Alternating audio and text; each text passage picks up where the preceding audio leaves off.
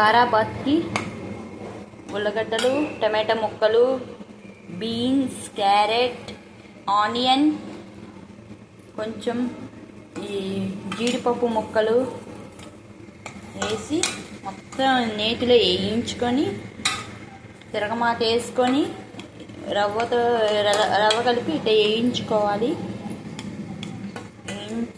వేయించుకున్నాక కొంచెం ఉప్పు,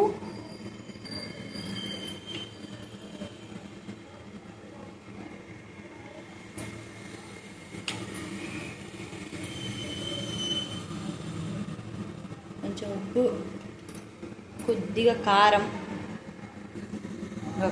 ఇట్లా కొంచెం వేసుకొని అదే తిప్పుకోండి.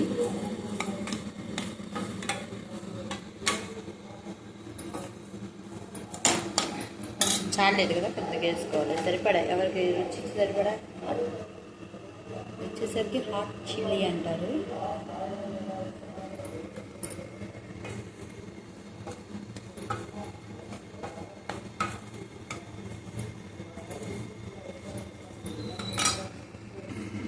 ఇలా వేడి నీళ్ళు కూడా రెడీ పెట్టుకోవాలి. నేను ఈ గ్లాసున్నరే తీసుకున్నా రవ్వ, ఎందుకంటే ముగ్గురమే కదా. ఒకటి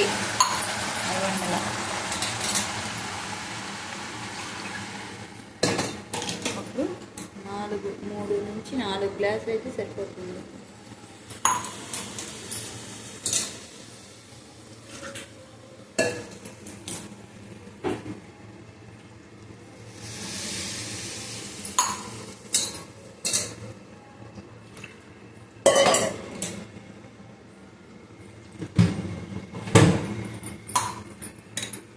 ఒకసారి తిప్పుకుంటే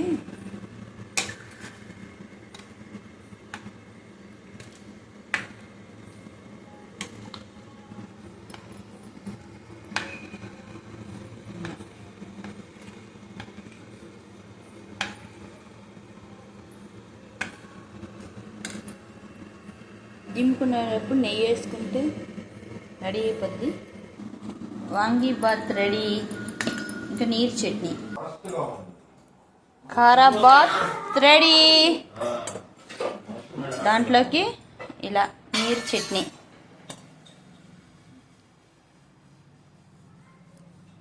ఇలా వేసుకొని సర్వ్ చేసుకుంటే సూపర్ టేస్టీ.